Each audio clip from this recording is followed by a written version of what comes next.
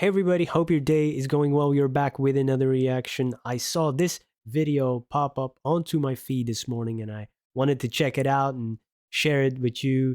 And this is on the People YouTube channel. Link to the original is in the description if you want to check it out. And this is Disney composer Alan Menken breaking down his most iconic songs. And I love cinema. I love the Disney movies, especially the ones that he did. That was, time I was a kid. A lot of them, at least, from Little Mermaid to Aladdin. Is that how you say it in English? In Dutch, we just call him Aladdin. Aladdin, and so many more. And his work on Broadway and stuff. And yeah, I really love his work. So we're gonna check it out. Listen to him breaking it down. The world at my feet. One of my faves. The word feet is not best in the title of a love song. So, a whole new world. Better. Music. Music has that ability, just with a few notes, to take you somewhere and you go, oh, music has that shortcut. I'm Alan Menken. Yes, exactly. He put that so succinctly and so correctly. Something I've kind of been trying to describe sometimes when I do reactions on my other channel, or but I need a lot more words to put it half as good as he does. And yeah, it's true. As a writer, I can definitely relate to that because we always say like, oh, these musicians, they're cheating, they're hacking the mind. But it's true. Music has that special gateway or shortcut, as he put it, to that, that can grab you from the first note and you can tell a story in 3 minutes and you're just, you were on an entire journey, a lifetime almost in a few minutes. Fantastic. And I've been a musical theater Really and great film way to put it. composer for over 50 years. My work includes The Little Mermaid, Beauty and the Beast, Aladdin, Pocahontas, Hercules, Tangled, and Hunchback many, he many did too, more. I think. I'm going to walk you through some of the highlights from my songbook. Let's get started. The Little Mermaid, Part of Your World, 1989. Wandering free, wish I could be part of that world. I wrote the songs for The Little Mermaid with my brilliant collaborator, Howard Ashman. Part of Your World is obviously that genre of song that Howard Ashman would call the I Want song. When Howard and I first wrote Little Shop of Horrors, Somewhere That's Green clearly was the I Want song. The tractors that we share, somewhere that's green. It's that The sense of longing and yearning, and wanting to belong. Hey, this is beautiful. I like that. And yeah, for me, these songs are, I think they're objectively good, but of course, there's a lot of nostalgia involved for me as well. So maybe people from other generations or, think, oh, this is just an okay song. It's hard to kind of disconnect them, right? The nostalgia factor and then the objectivity. Music and taste is always subjective anyway, I guess. So yeah, but it's beautiful to me. It's, yeah. Really nice moment when your protagonist says, this is what I want in my life. And in this case, it's Ariel in her grotto saying, I want to be in that world. We jokingly called it Somewhere That's Wet, but really, of course, Somewhere That's Dry is where I want to be. What would I pay to spend a day warm on the sand? It's all about hope. Look at this stuff. Isn't it neat?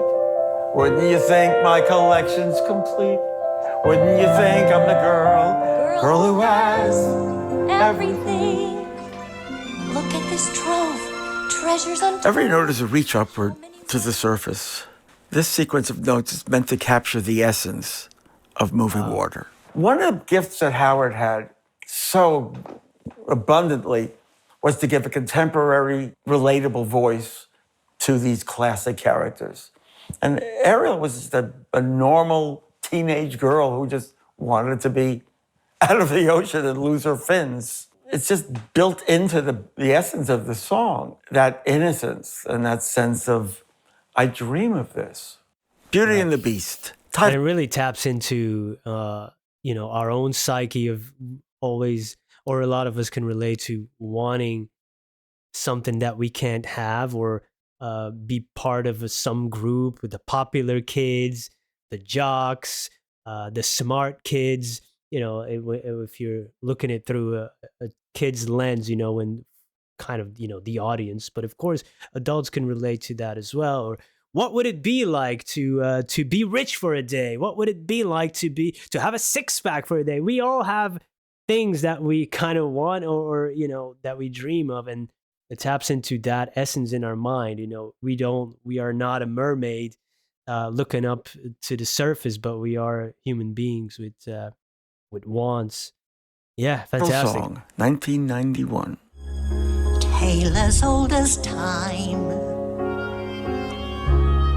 true as it can be. Beauty and the Beast followed in 1991. By that He time, was on a roll. Howard Ashman already had a terminal AIDS diagnosis, but he worked through illness during its creation. Well, the essence of the song has a few essences in it. One is that you have Mrs. Potts singing to Chip.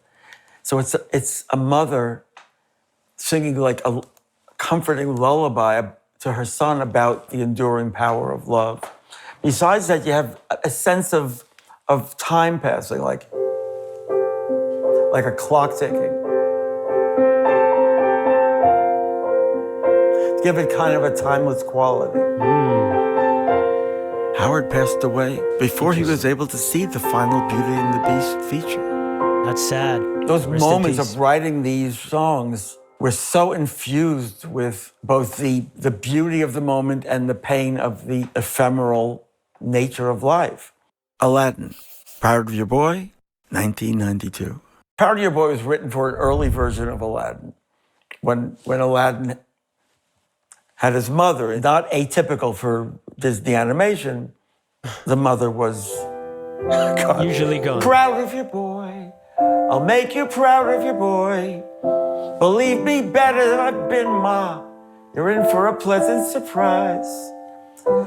And at the end, he's complaining about, well, since I wasn't born perfect like Dad or you. And a lot of people think, since I wasn't born perfect like Dad. I go, no, it's really supposed to be a kid shrugging and going, well, Mom, I wasn't born perfect like you, but I want to make you proud. When it was decided that Aladdin was going to be adapted for the stage, I said, let's please get back in the songs that Howard and I wrote for the movie. And everybody was totally in favor of that, and we made that work. We couldn't finally make you proud of your boy. After Howard's passing in 1991, Disney asked me to team with lyricist Tim Rice in completing Aladdin. And together, we wrote A Whole New World. Always love this one. The world, shining, shimmering, splendid. We basically mapped out 3 new songs we were going to write. And prime among them was the Magic Carpet Ride song. But I gave him a lyric, a dummy lyric. The world at my feet. I thought, the world at my feet. There's a good... And Tim, in his wisdom... The angle is great, right? But it doesn't roll off the tongue like A Whole New World. But the angle is really nice, and the image that you're getting. The world at my feet. There's a good... And Tim, in his wisdom, thought, maybe the word feet is not best in the title of a love song. So, A Whole New World. I think they made the right call. Point of view. You want a sense of flight. Structurally, he's drawing a picture for her about where he's taking her, and then she's joining on the journey. A whole new world, a dazzling place I never There is just that gut-brain understanding of the emotional journey of a character, of a moment. We're on this magic carpet ride, and we know it's taking them to a point where they're coming together. for you and me. Pocahontas, Beautiful. And I love Lea Salonga's voice. It's just magic to me. Colors of the Wind, 1995. For Pocahontas, I collaborated with I'm not Stephen that Schwartz, familiar with Pocahontas. already a Broadway legend, years before he wrote Wicked. Well, that was the first song Stephen Schwartz and I wrote together. I think Stephen came in then with a, you think you own whatever land you land on? Have you ever heard the wolf cry to the blue corn moon, or ask the grinning bobcat why he grinned? I remember when we wrote it, there was a huge amount of excitement at Disney. When you find that initial song, it gives such a lift to the whole project, to give that vocabulary. Basically saying that's the DNA we're going to build from. The Hunchback of Notre Dame, out there, 1996. Stephen Schwartz and I continued our partnership with Hunchback. We were about to start Hunchback of Notre Dame. So I just was at my house, and I was just playing, I didn't know what it was. It was just a classical piece. Nice. And Stephen listens to it and he goes, you know what that is? I go, what? He said, that's Quasimodo's song. Out there. Living in the sun. I go, I got chills. I still got chills. And that was one of the few times where a piece of music came first without a dramatic inception. And it was absolutely perfect for that moment. Just to live one day out. That piece of music existed, and then Another Stephen one put the song. lyrics onto it, and it was like, oh my God, perfection. We pushed the envelope on Hunchback of Notre Dame, and I'm really proud of that.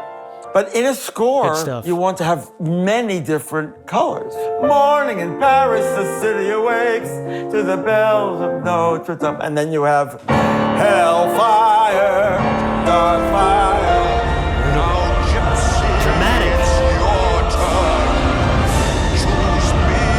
You're using material and threading it through the score. In that case, it's not taking something and changing the tempo or the timbre, but you're still thematically using these references. Hercules, Go the Distance, 1997. Right. Hercules. I know this song, and I'm not that familiar with the movie, because by then I was 10 years old and I was starting to get into some more grown-up movies. I was kind of, used to, everybody was watching stuff that was, beyond their years. I feel like that. Maybe it was just me. Nowadays, it seems that, we shelter the children more, sometimes for good reasons. Sometimes I feel it's great to learn. I learned pretty much everything through reading and movies, and the way people feel and empathizing and emotions and the processing and cultures and stuff. I found it very interesting. But by then, I kind of had left behind the Disney. At 10 years old, I was, a big boy. Watching Al Pacino in mob movies. Hoo-ah! That's another movie, of course. Wants to be a hero. We started with a song called Shooting Star, about how he just didn't fit in. Shooting star, set apart from all the rest. Though the other stars are standing still, he's on a quest. Every night this shooting star goes across the twilight sky, 'cause he knows he doesn't quite fit in, and he's longing to know why. Beautiful song we had written for Hercules, but it was too soft. And so we want something that's about this kid it's so strong. You have this fanfare from Mount Olympus. I have often dreamed of a far-off place where heroes welcome would be waiting for me, where the crowds will cheer when they see my face, and a voice keeps saying, this is where I'm meant to be. I am on my way, I can go the distance. I'll be there someday. If I can be strong, I know every mile will be worth my while. I would go most anywhere to feel like I belong. And once we wrote that, we go, okay, well, the other will be in the archive somewhere, but that's our song. Nice. I love the process of writing songs. I love the process of collaborating. I think I'm a very boring person because every day all I want to do is just sit at the piano and just play with the possibilities of music. And Love it. the thing you do every day is what you should be doing with your life. I was a terrible student. I hated school, couldn't too. concentrate. I just wanted to do this. In a way, I feel tethered to my legacy, but of course, legacy is also where my life meets other composers and other artists who have influenced me or who I have influenced, and in a sense, we're part of a joint legacy. That's beautiful. That's true. Yeah, that was nice hearing him talk about some of these songs, and a lot of them are nostalgic for me. Some are less so, but they are great. They have these themes of belonging and love and adventure and childlike wonder, and I think we can all use that, even if we are a little bit older uh, than maybe the target audience. But I mean, that sense of wonder, huh? That sense of awe. And in the Disney songs, you have that musical quality, right? In terms of the stage musical, I mean, uh, the Broadway almost aspect, but with this flowery, fantastical prose, which I like a lot. It's almost like the start of a fairy tale. Some of the lines which may not work, in just everyday music. It can, if that's kind of your thing, but uh, especially works so well in films and in especially in the Disney films. I love it. It really it's like opening up a page and you get this music along with the story. I love it.